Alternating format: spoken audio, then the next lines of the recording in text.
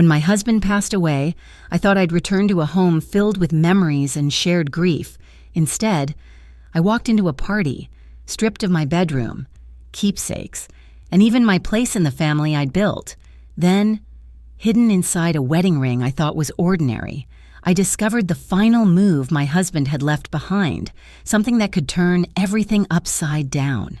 They whispered I wasn't family anymore, that I deserved nothing. They had no idea what was coming. My name is Evelyn Carter, and at 72, I never imagined I'd be erased from my own life. The Florida sun was particularly harsh that afternoon when I returned from the nursing home. 6 weeks of grief counseling after Robert's death had left me exhausted but ready to face our empty house. I'd prepared myself for the silence, the absence of his morning coffee ritual, his weathered hands reaching for mine across the kitchen table. What I wasn't prepared for was the laughter spilling from our front door. Bass-heavy music throbbed through the walls as I stood on my own porch, key trembling in my hand through the window. I glimpsed strangers holding champagne flutes in what used to be our living room. My living room. The doorbell felt foreign under my finger, but I pressed it anyway. "Mom?" Michael's face appeared, flushed with alcohol and something else. Embarrassment? No. Annoyance. "What are you doing here?" "I live here," I said, the words tasting strange. "What's happening?" He stepped aside reluctantly, and I entered a space I no longer recognized. Our family photos had vanished from the walls, replaced by abstract art I'd never seen.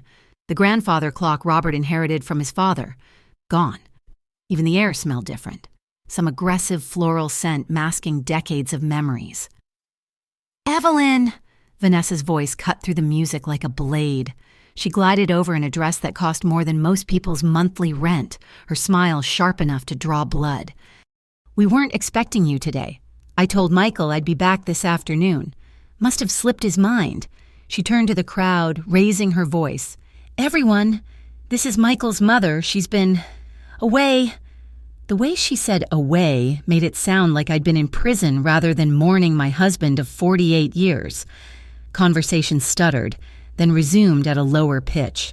I felt their eyes cataloging my simple black dress, my sensible shoes, the way grief had carved new lines into my face.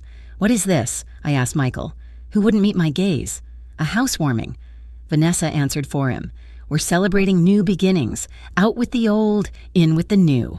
Her laugh tinkled like breaking glass. "Speaking of which, we've made some changes. Updated the place. All that clutter was so depressing." Clutter. She called our life together clutter. I moved through rooms that bore no trace of the home Robert and I had built. The kitchen, where I'd taught Michael to make his grandmother's apple pie, now gleaming with stainless steel and marble. The dining room, where we'd hosted 37 Thanksgivings, transformed into some kind of meditation space. "Where are my things?" My voice came out smaller than intended. "Donated," Vanessa said breezily. "You weren't using them, and charity begins at home, doesn't it?"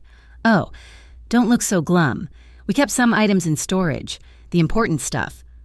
I thought of Robert's writing desk, the quilts my mother made, the photo albums documenting Michael's entire childhood. Important stuff. My bedroom? Ah. Vanessa's smile widened.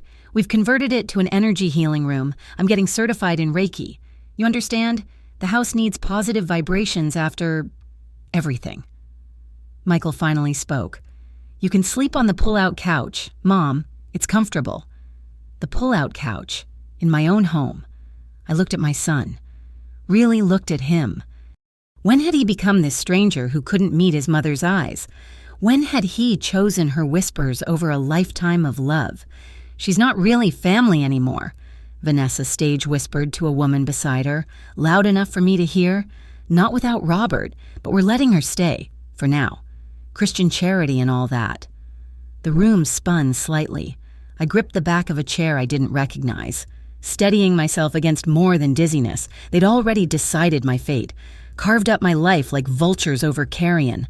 And my son, my baby boy, whose scraped knees I'd bandaged, whose nightmares I'd soothed, stood there letting it happen.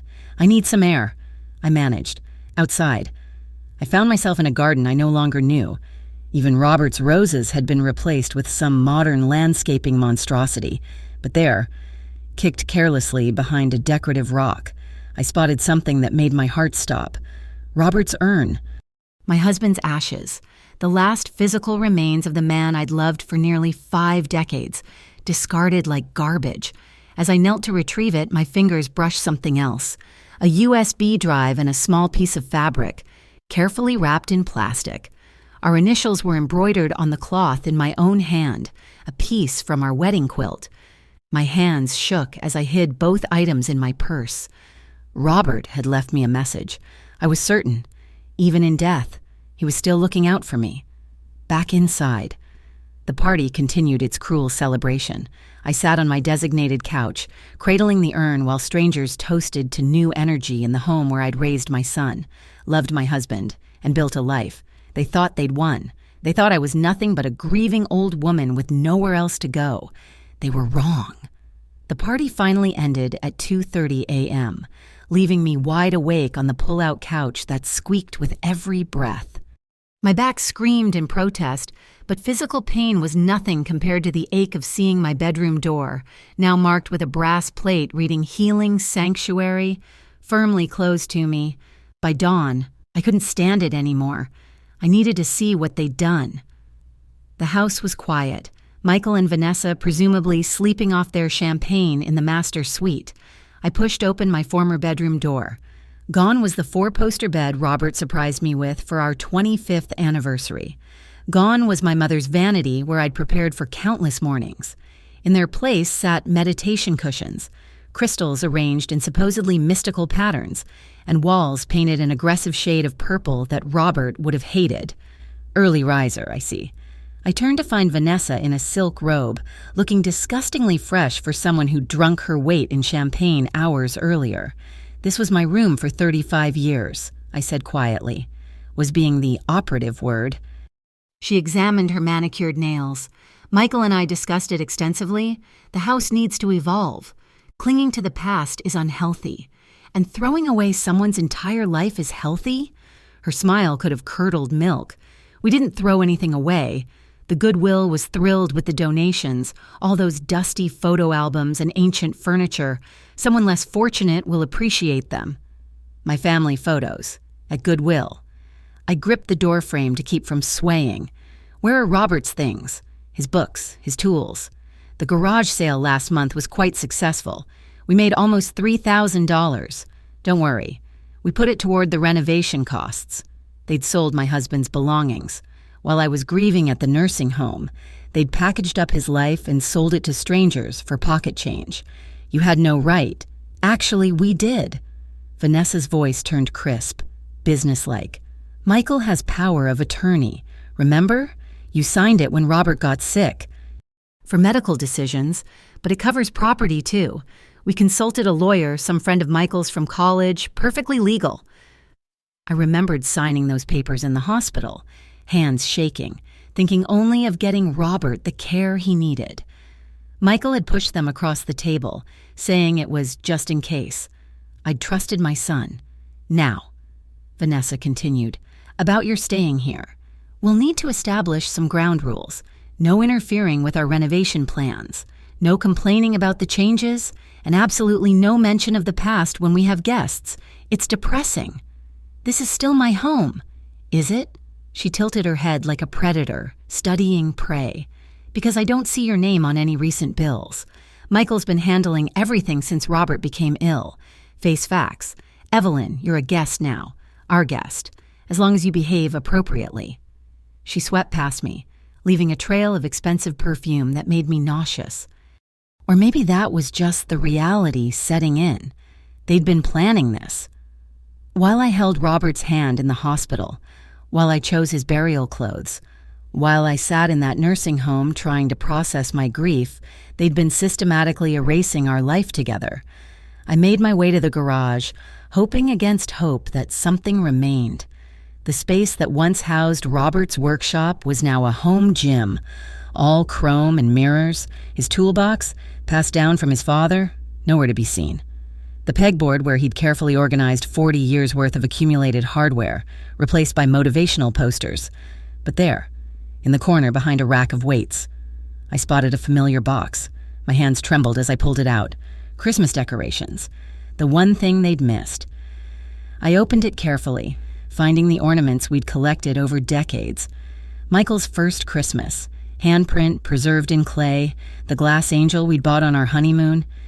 And there, wrapped in tissue paper, an old candle holder. Something rattled inside it. I glanced around, then carefully extracted a small digital recorder. Robert's shaky handwriting on a label read, "For Evie, when you need to hear this." My heart hammered as I slipped it into my pocket alongside the USB drive. Whatever game they were playing, Robert had anticipated it. Even dying. Even knowing what was coming. He'd prepared for this. Back in the house, I found Michael in the kitchen, nursing coffee and an obvious hangover. "Mom," he started, then winced. "About last night. You sold your father's things." He couldn't meet my eyes. Vanessa thought it would help, moving forward and all that. Vanessa thought. I studied this stranger wearing my son's face. "What do you think?" I think Dad's gone. Mom, holding on to stuff won't bring him back. I'm not trying to bring him back. I'm trying to honor his memory. Our memory. Your childhood. My childhood is over." His voice turned sharp. "I'm 43 years old. I don't need shrines to the past. So you let her throw me away too?" Something flickered in his eyes. Guilt. Maybe. Or just annoyance at being challenged. "No one's throwing you away. You're here, aren't you? On a pull-out couch in the house your father and I bought, where I raised you, where you'll be fine." Vanessa interrupted, appearing like a perfectly coiffed bad penny. "Unless you'd prefer somewhere else." Michael looked into some lovely assisted living facilities. Very comfortable. Lots of activities for people your age. The threat hung in the air like smog. Behave or be disposed of entirely. I met her gaze steadily. "I'll stay here. It's what Robert would want." "Robert's dead," she said flatly. What he wanted stopped mattering the moment his heart stopped beating. But she was wrong. In my pocket, the weight of the recorder and USB drive told me otherwise. Robert's voice was waiting for me, his plans still unfolding. They thought they'd won. That grief had made me weak and disposable.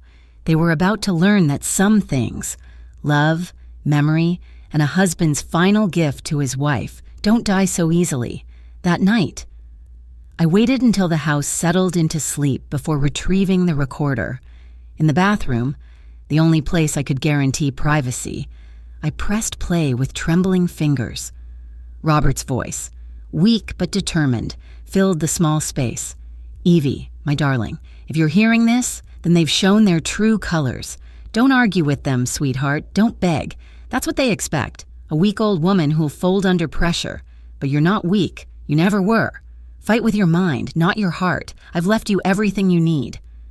The recording continued for 10 minutes. He'd made it just days before his death, when speaking took enormous effort. Yet he'd found strength to protect me. He detailed bank accounts Vanessa didn't know about, legal documents hidden in plain sight, and most importantly, evidence of Michael and Vanessa's plans, recorded conversations from his hospital room when they thought he was sleeping. "Check the candle," his voice whispered. "Our anniversary candle. And Evie, remember what I always said? The best revenge is served with proper documentation." I smiled through my tears. Even dying, my Robert was 3 steps ahead. The next morning, I found the anniversary candle in a box marked "Garage Sale, Unsold." Inside its hollow base, wrapped in plastic, were more USB drives and a key I didn't recognize. But it was the small notebook that made my hands shake. Robert's meticulous notes about every financial manipulation Michael had attempted in his final months. Morning, Evelyn. Vanessa appeared in the doorway, yoga mat under her arm. "You're up early again. Maybe you should consider sleeping pills? At your age, rest is important." I slept fine. I lied, tucking the notebook into my robe pocket. She studied me with those calculating eyes. "You seem different today. More settled." "I've accepted this situation." "Good. Acceptance is the first step." She paused. Oh, I should mention, we're having the locks changed tomorrow. For security. We'll make sure you get a key. Of course. Of course. A key to my own home, doled out like charity. After she left for her yoga class, I methodically searched every corner they'd overlooked, in the basement, behind paint cans. I found a filing box they'd missed. Inside were copies of documents. The real power of attorney, limited to medical decisions only, and another version clearly forged, expanding it to property. Michael's signature looked different on the second one. Practiced, but not quite right. My son hadn't just betrayed me. He'd committed fraud. The USB drives revealed more. Security footage from our home system, archived automatically to cloud storage they didn't know about. Video after video of Vanessa going through our belongings while Robert was in the hospital. Her voice, crystal clear. Once the old man dies, we can finally fix this dated dump, and if Evelyn gives us trouble, well, Florida has plenty of nursing homes. But it was Michael's response that shattered what was left of my heart. She'll be easier to manage once she's grieving, confused. We just need to move fast before she figures anything out. I sank onto the basement steps, laptop balanced on my knees, my baby boy plotting against me while his father lay dying. When had I lost him? When had Vanessa's poison taken root so deeply? The front door slammed. I quickly closed the laptop and climbed upstairs to find Michael in the kitchen. Tie loosened, face flushed with anger. "Bad day?" I asked mildly. "Dad's lawyer called. Says there's some codicil to the will he needs to discuss." Wouldn't tell me details over the phone. He grabbed a beer from the refrigerator. "Did you know about this?" "Your father didn't discuss legal matters with me," I said truthfully. "He'd simply handled them, protecting me even from the grave. Well, it better not be any surprises. Vanessa's already picked out new furniture. How nice for her." He caught my tone. "Don't start. Mom, this is our house now. You need to accept that. I've accepted more than you know." That night, I composed my own notes, documenting everything, dates, times, conversations. 3 columns, evidence collected, steps taken, justice pending. Robert had said to fight with my mind. Very well. I'd spent 48 years as a teacher, organizing lesson plans, managing difficult students, thinking 10 steps ahead. They wanted to treat me like a senile old woman? Let them. At 11:45 p.m., I heard Vanessa on the phone in their bedroom. "The lawyer thing is probably nothing. Some final detail. Michael has power of attorney anyway." "No, she's completely broken. Barely leaves the couch. I give her 2 months before she begs for assisted living." I smiled in the darkness. 2 months? I'd need far less than that. I pulled out the recorder one more time, needing Robert's voice. "Remember, Evie, let them think they've won. Let them get comfortable. Then show them what 48 years of marriage really means. Show them that love isn't just about holding hands in hospital rooms. Sometimes it's about leaving your wife an arsenal." My fingers found the wedding ring on my left hand, twisting it absently. It felt different somehow, heavier than I remembered. Tomorrow I'd examine it more closely. Tonight, I had plans to make. They'd turned my grief into their opportunity. They'd mistaken my silence for surrender. They were about to learn why Robert had fallen in love with a woman who'd put herself through college, raised a son virtually alone while he traveled for work, and faced down school boards to protect her students. I wasn't just a grieving widow. I was Evelyn Carter. And my husband, even in death, had made sure I had everything I needed to reclaim what was mine. The war for my home, my dignity, and my husband's legacy had begun. And I would win it with the tools Robert left behind, not through tears or pleas, but through patience, preparation, and the kind of cold fury that only comes from betrayal by those you love most. The knock on my makeshift bedroom door, if you could call the living room that, came at 3:15 p.m. on a Thursday. I'd been pretending to nap on the pull-out couch, but really I was reviewing Robert's documents on my phone, hidden under the blanket. Grandma Evie? My heart lifted. Lily stood in the doorway, backpack slung over one shoulder, looking nothing like her parents. At 10 years old, she had Robert's eyes and, I hoped, his heart. "Hello, sweetheart." I sat up, tucking the phone away. "How was school?" She glanced down the hallway, then slipped into the room, closing the door behind her. Mom's at her book club. Dad's still at work. Did you need help with homework? No. She fidgeted with her backpack straps, then suddenly thrust something at me. A piece of fabric wrapped in notebook paper. I saved this for you. My hands trembled as I unwrapped it. A square of quilt fabric, singed at the edges. I recognized it immediately, from the baby quilt I'd made for Michael, the one Robert and I had wrapped him in the day we brought him home from the hospital. Your mother was burning things in the backyard last week, Lily whispered. While you were at the grocery store, I saw this piece fly out of the fire and grabbed it when she wasn't looking. Oh, Lily. I pulled her into a hug, feeling her thin shoulders shake slightly. Thank you, sweetheart. She burned a lot of stuff. Grandma, photo albums and old clothes and papers. She said it was cleansing the negative energy, but... Lily pulled back, her young face serious beyond its years. I heard her tell Dad it was better to destroy everything before you could claim any of it was yours. Out of the mouths of babes. I smoothed her hair, seeing so much of myself in her, the quiet observer, the one who noticed everything while others assumed she wasn't paying attention. Can I tell you a secret, I asked? She nodded solemnly. Your grandfather was very smart. He made sure important things were saved in other places. So even if someone burns papers or throws things away, the truth is still safe. Like a backup drive? I smiled. Exactly like a backup drive. Good. She reached into her backpack again. I also wanted to show you this. We're doing family history projects at school, and I need pictures of grandparents. Mom said all the old photos were donated. But what? I remember Grandpa's office in the attic. Mom doesn't know about it. She never goes up there because of the dust and her allergies. My pulse quickened. Robert's attic office. How had I forgotten? He'd used it for his woodworking projects, said the isolation helped him focus. Vanessa would never brave the dust and cobwebs. Dad has the only key now, Lily continued, but I know where he keeps it. If you wanted to look.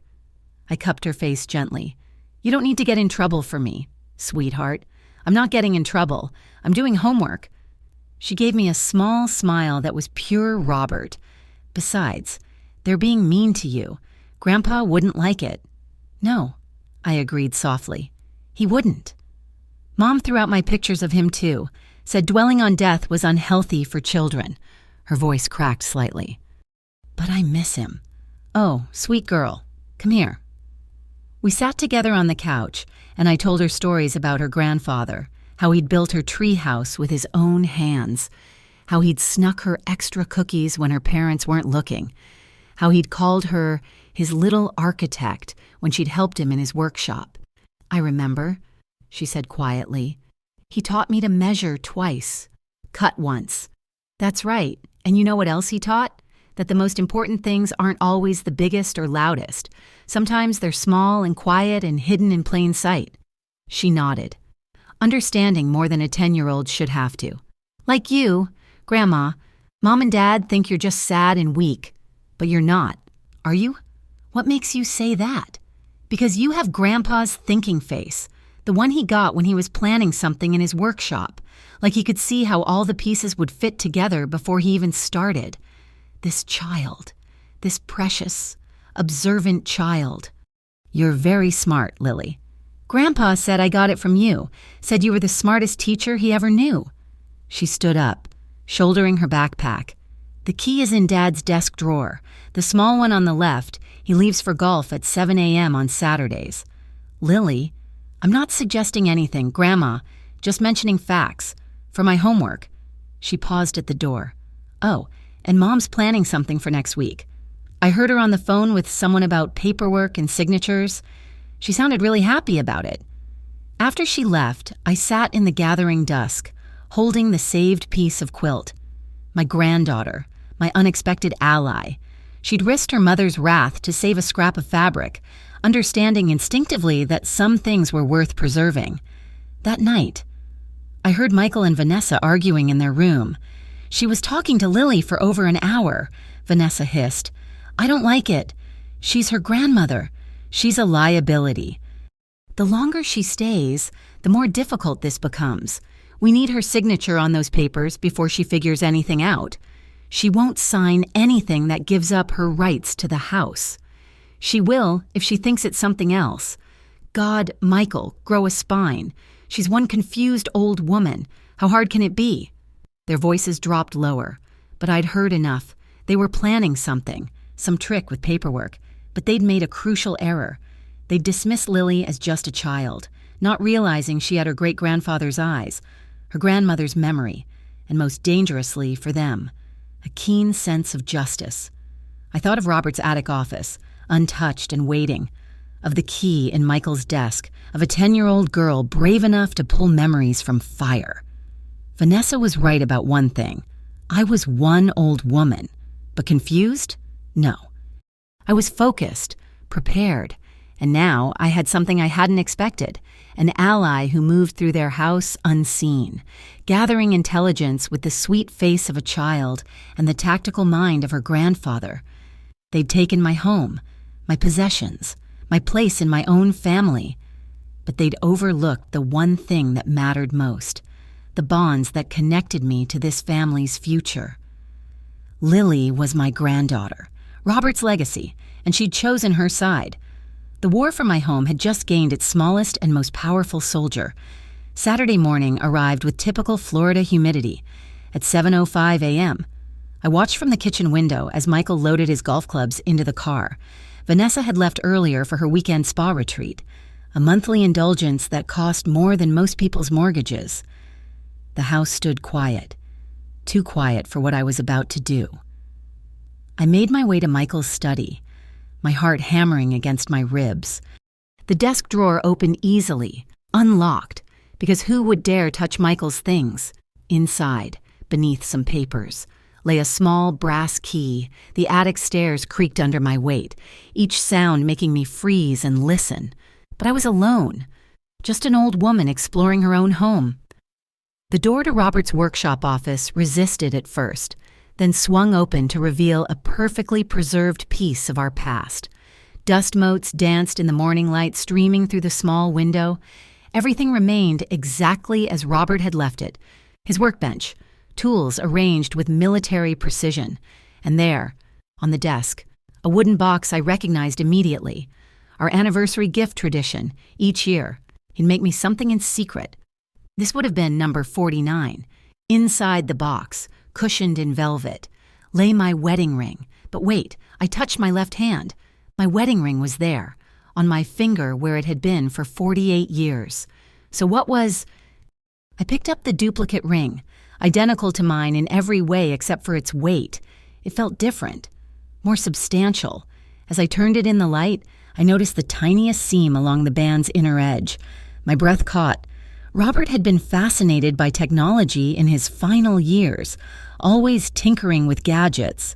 I pressed gently on the seam, and the ring separated slightly, revealing a small compartment inside, barely visible.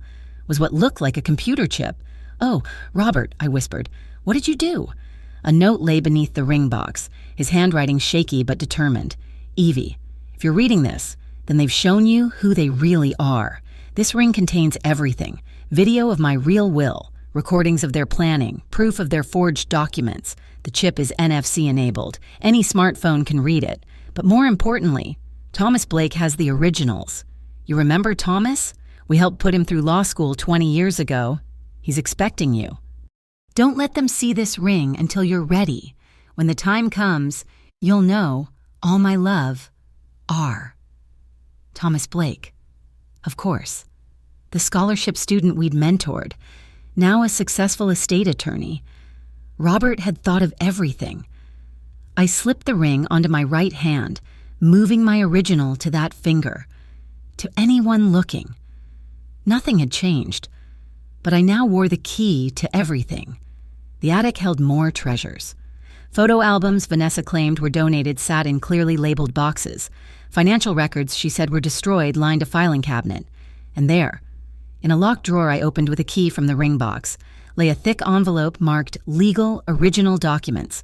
Inside were the real papers, our will, leaving everything to each other and then to be divided equally among grandchildren, not children, with specific provisions if we were mistreated or coerced, trust documents protecting the house, and a letter from Thomas Blake, dated just a week before Robert's death, confirming he held certified copies of everything.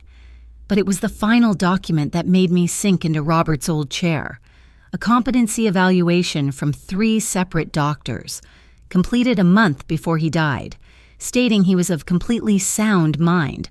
Attached was a note in Robert's hand. In case they try to claim I wasn't thinking clearly, I was thinking of you, Evie, always of you. I photographed everything with my phone, then carefully returned each item to its place. Let them think the attic remained forgotten. Let them believe their secrets were safe. Back downstairs, I was washing dishes when my phone buzzed. A text from an unknown number. Mrs. Carter, this is Thomas Blake. Robert said you'd contact me when you were ready. I'm available whenever you need me. I deleted the message but saved the number under dental office. Small precautions, but necessary. That evening, Michael returned from golf, sunburned and irritable. Vanessa swept in from her spa day, glowing with self-satisfaction. They barely acknowledged me as they discussed their plans for the next renovation, converting the garage into a rental unit. We'll need you to sign some papers, Vanessa mentioned casually over dinner. Just property tax things, very routine. Of course, I replied mildly, cutting my chicken into precise pieces. Whatever you need.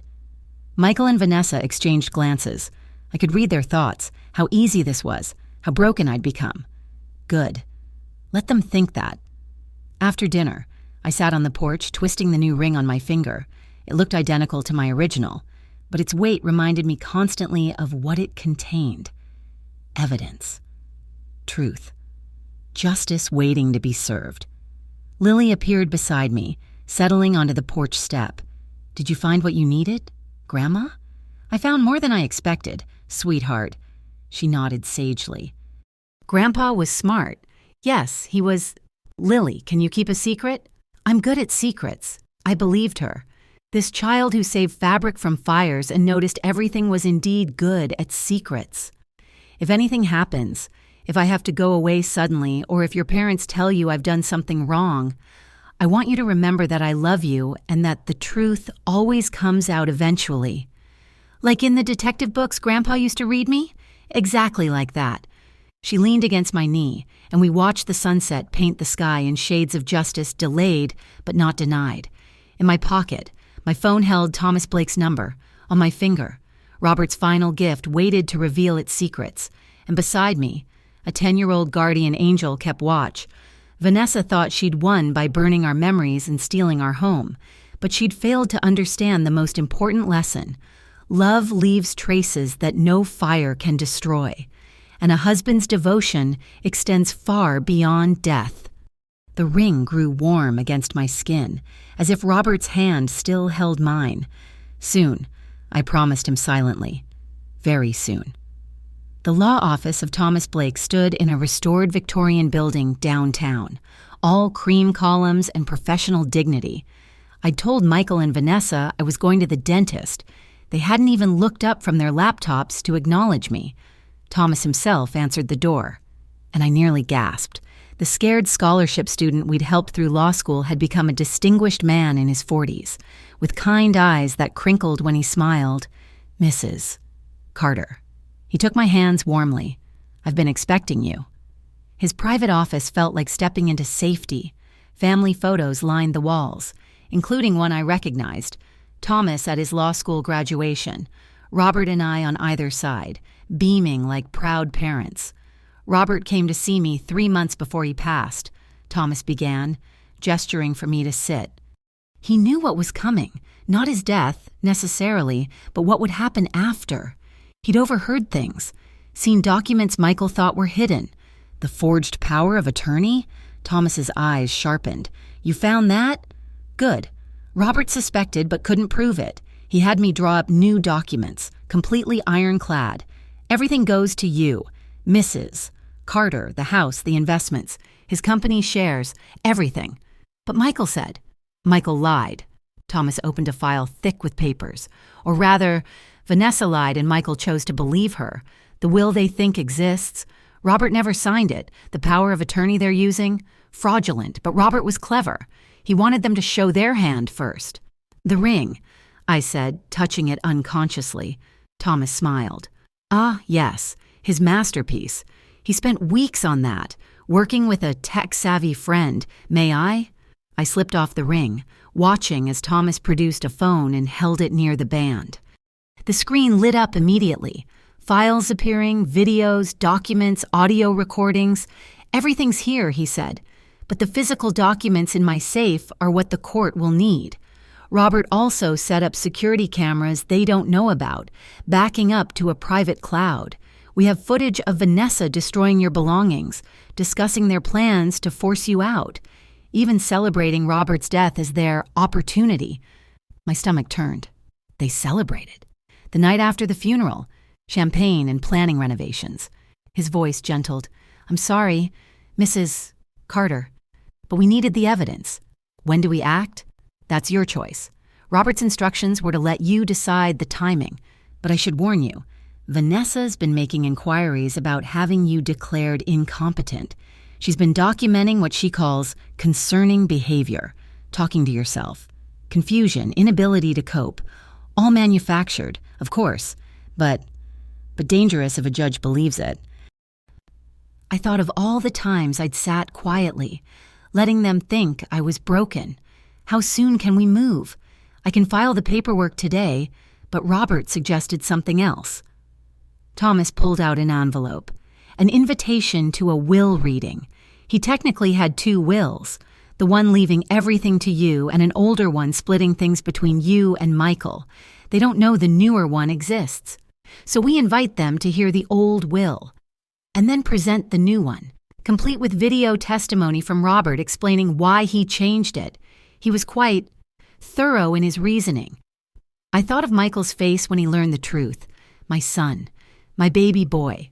But he'd made his choice the day he let Vanessa throw away his father's ashes like garbage. Schedule it, I said, as soon as possible. Thomas nodded. There's one more thing. Robert left a personal message for you, to be played privately. Would you like to hear it now? My throat tightened. Yes. He handed me headphones and started a video on his computer. Robert's face filled the screen, thin but determined, sitting in this very office. Evie, my darling girl, if you're watching this, then I was right about our son. I'm sorry, sweetheart. I know this hurts. I know you still see the little boy who brought you dandelions and called you the prettiest mommy in the world. But that boy chose his path, and it led away from us. Tears streamed down my face as Robert continued. I've watched Vanessa poison him slowly, seen him value money over memory, convenience over care. Did you know he was planning to put you in a home the moment I died? I heard them discussing it, researching places, calculating how quickly they could sell the house once you were gone. His voice strengthened. So I'm not leaving him anything beyond what the law requires. Not out of spite, but because I won't let them erase you the way they erased me. You gave that boy everything. Evie. You deserve better than being discarded. The video Robert paused, then smiled. That crooked grin that caught my heart 50 years ago. But knowing you, you're feeling guilty. Don't. Take what I've left you and live, sweetheart. Travel to those places we always planned to see. Spoil Lily rotten. Make new memories. And when you think of me, remember, I'm not really gone. I'm in every document that protects you, every recording that exposes them, every plan that ensures you get the last word. I love you. Evelyn Marie Carter. Now go show them what my wife is made of. The screen went dark. I sat in silence, holding those words close. He loved you very much, Thomas said quietly. He did. I wiped my eyes. And he knew me well enough to plan for my guilt. I straightened, feeling steel enter my spine. Set the meeting for next week. Send formal invitations. Make it official. With pleasure. Thomas's smile was sharp. Oh, and Mrs. Carter? You might want to start looking for somewhere else to stay. Once this comes out, things will get unpleasant quickly. I've already thought of that. I stood, slipping the ring back on. I've been sleeping on a pull-out couch in my own home.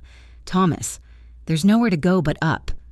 As I left his office, I felt Robert's presence strongly, not as a ghost or wishful thinking, but in the careful plans he'd laid, the protections he'd built, the love he'd encoded in silicon and law. My husband had given me weapons disguised as jewelry, justice wrapped in legal documents. Next week, Michael and Vanessa would walk into what they thought was their final victory. Instead, they'd face the full weight of their choices, delivered by the woman they'd dismissed as broken. I touched the ring one more time. Almost there, my love. Almost time for the truth. The court order arrived on a Tuesday, delivered by a sheriff who looked uncomfortable serving eviction papers to a 72-year-old widow. Vanessa snatched them from his hands before I could react, her face cycling through confusion, rage, and disbelief. "This is impossible," she hissed, scanning the documents. "Michael, get in here." My son appeared from his study, took one look at the papers, and went pale. "Mom, what did you do?" "I reclaimed what was mine," I said simply, continuing to fold the laundry I'd started. "You have 72 hours to vacate. I suggest you start packing." "This is bullshit." Vanessa's carefully maintained composure cracked completely. "We have power of attorney. We have the will," the lawyer said. "Your lawyer friend from college." I set down a towel with deliberate calm. "The one who helped forge documents? He'll be hearing from the state bar soon." Michael sank into a chair. "The will reading last week. That video of Dad." Oh yes, the will reading. The beautiful, terrible moment when Thomas had played Robert's video message in his conference room. My husband, sharp-eyed and clear-voiced, explaining in excruciating detail why he'd disinherited his son. The security footage of them celebrating his death. The recorded conversations about putting me in a home.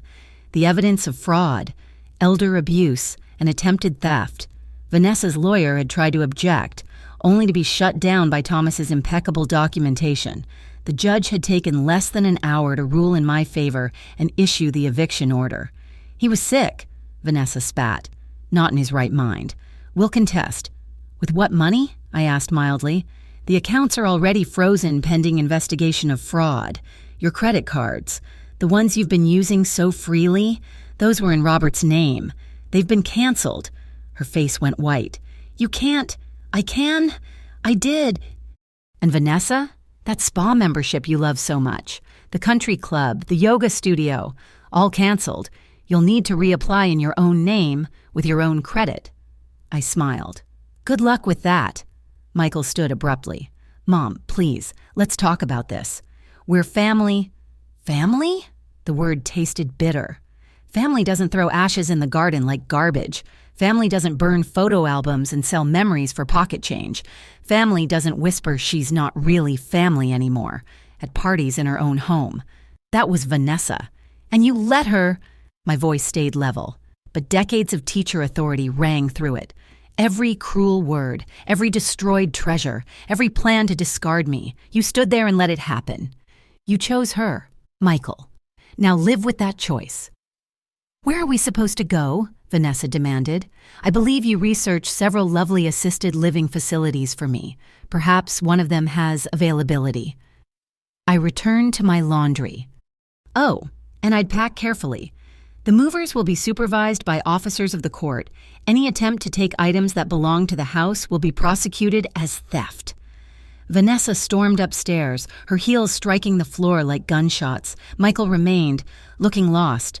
"I was your son before I was her husband," he said quietly. "Yes, you were."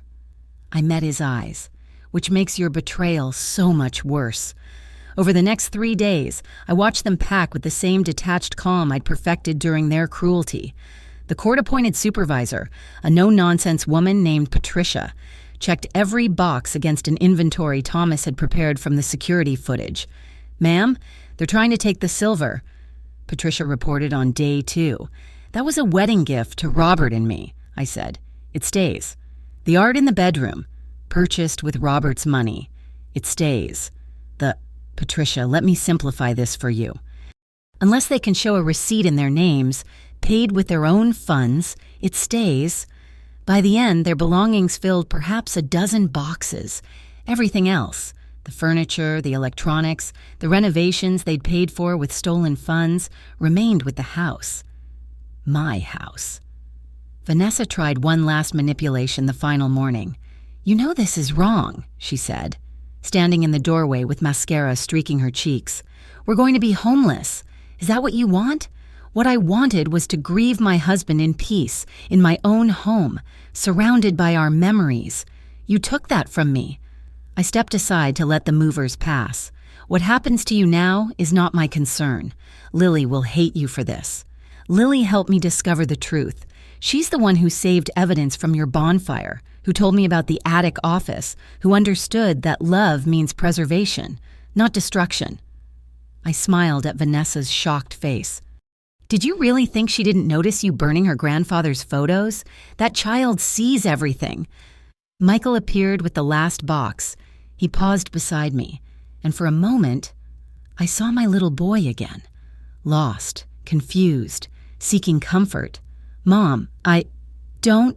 I held up my hand. "You made your choices. Michael.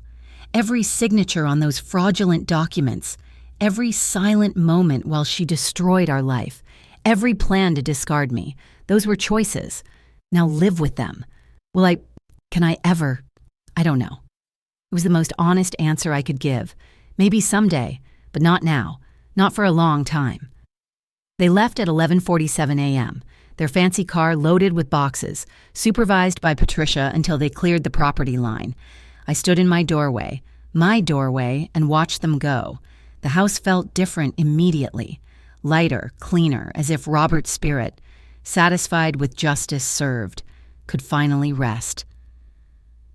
That afternoon, I hired movers of my own. The meditation room became my bedroom again. The home gym transformed back into Robert's workshop. Piece by piece, I reclaimed our space, guided by memory and love. At sunset, Lily appeared on the porch, driven over by a friend's parent. She hugged me tightly, then looked around with satisfaction. "It feels right again," she said, "like Grandpa's back. In a way, he is." I touched the ring that had saved everything. "Would you like to help me redecorate? Make it ours again?" Her eyes lit up. "Can we frame the pictures from the attic and maybe put Grandpa's ashes somewhere better? I know just the place." We spent the evening planning. This child who'd stood by me when her own parents hadn't. The house would live again, filled with memory and laughter instead of schemes and cruelty. That night, I called the musicians Michael had hired for their new beginning party. "I'd like to book you for tomorrow," I said. "A celebration of justice. And I have a specific song request, When the Saints Go Marching In." Because sometimes the best revenge isn't just served cold. Sometimes it comes with a soundtrack. The afternoon sun slanted through the living room windows, casting golden squares across the hardwood floor Robert had installed 30 years ago. I sat in his favorite armchair, the one Vanessa had tried to throw away, holding a cup of Earl Grey in my steady hands. The house breathed around me, quiet, peaceful. Mine. 6 weeks had passed since the eviction. The legal proceedings continued somewhere in the background, Thomas handling everything with the efficiency of a man repaying an old debt of gratitude. Michael had tried calling once. I'd let it go to voicemail, listened to his tearful apology, then deleted it. Some wounds need time before forgiveness can even be considered. But today wasn't about them. Today was about completion. I stood, walking to the mantelpiece where Robert's urn now held a place of honor, surrounded by our wedding photos and the grandchildren's pictures, including a new one of Lily and me, taken just last week at her school's Grandparents' Day. She'd introduced me to everyone as my grandma who fought for what was right. From my pocket, I withdrew the ring, Robert's magnificent final gift. I'd worn it every day since discovering its secrets, this tangible reminder of his love and foresight, but its work was done now. Justice had been served, the house reclaimed, the truth revealed with careful fingers. I removed the ring from my right hand and held it up to the light, such a small thing to have held such power. Then I opened the glass display case Robert had made for our anniversary gifts and placed the ring inside, nestled on velvet beside a small brass plaque I'd had engraved. Justice is not just law, it's memory preserved. "Thank you, my love," I whispered to the room, to the walls that had witnessed our life together, to the spirit of the man who'd protected me even from beyond the grave. The doorbell chimed. Lily. Arriving for our weekly baking session, we were making Robert's mother's apple pie recipe, the one I'd taught Michael years ago, before he lost his way. Perhaps someday I'd teach it to him again. Or perhaps that chapter was simply closed. As I walked to the door, I passed the mirror in the hallway and paused. The woman looking back at me wasn't the broken widow they'd tried to create. She was Evelyn Carter, teacher, mother, grandmother, and survivor. A woman who'd learned that sometimes love means letting go, and sometimes it means holding on with everything you have. "Grandma!" Lily bounced through the door, carrying a bag of apples from the farmer's market. "I got the Granny Smiths you wanted. The man said they were perfect for pie." "Then let's make your great-grandmother proud," I said, leading her to the kitchen. As we worked together, flour dusting our hands and cinnamon scenting the air, I thought about the strange journey that had brought me here. The betrayal had cut deep. Yes, but it had also revealed truths about the strength Robert saw in me, about the family that truly mattered, about the power of patient planning over emotional reaction. "Grandma," Lily said suddenly, concentrating on rolling out dough, "do you miss them?" I considered the question, giving her the honesty she deserved. "I miss who they used to be. Or maybe who I thought they were, but I don't miss who they became." She nodded sagely. "Grandpa used to say people show you who they really are when they think no one's watching. Your grandfather was a wise man. He also said you were the strongest person he knew." She looked up at me with those earnest eyes. "He was right, wasn't he?" I smiled, pulling her into a flour-dusted hug. "We're all stronger than we know, sweetheart. Sometimes it just takes the right circumstances to discover it." Later, as the pie cooled and Lily did her homework at the kitchen table, I sat in the peaceful quiet of my reclaimed home. The pull-out couch was gone, donated to a shelter. The energy healing room was my sanctuary again. The house itself seemed to hum with contentment, as if it too was glad to be restored to its true purpose. I lifted my teacup in a silent toast to Robert, who'd seen this coming and planned accordingly, to Lily, who'd chosen love over convenience, to Thomas, who'd never forgotten a kindness, and yes, even to Michael and Vanessa, who'd taught me that sometimes the greatest gift you can give someone is showing them exactly who you are, so others can choose accordingly. The sun set over our Florida neighborhood, painting the sky in shades of justice, served and peace reclaimed. Somewhere out there, Michael and Vanessa were learning to live with the consequences of their choices. And here, in the home Robert and I had built with love and maintained with memory, I sat surrounded by all that truly mattered. The ring glinted in its case, catching the last light of day. Justice, I reflected, wasn't just about winning. It was about preservation, of dignity, of memory, of the love that binds generations together. Robert had known that. He'd made sure I would, too. I closed my eyes, feeling his presence in every carefully preserved photograph, every rescued memory, every legal document that proclaimed the simple truth. Love protects its own, even from beyond the grave. Story was complete, the victory. Absolute. And in my kitchen, a 10-year-old girl hummed while doing math homework, the sweet scent of apple pie filling the air, proving that some things, family, love, and the courage to fight for what's right, never really die. They just wait for the right moment to rise again. Thank you so much for listening to my story. I'd love to know where in the world you're hearing this tale of family, betrayal, and ultimate justice. Please comment below and let me know what country or city you're from so we can connect across the miles. If this story touched your heart or reminded you that it's never too late to stand up for yourself, please subscribe to the channel and share your own thoughts. Sometimes the most powerful revenge is simply refusing to be erased. Until next time, remember, your story matters, and you're stronger than you know.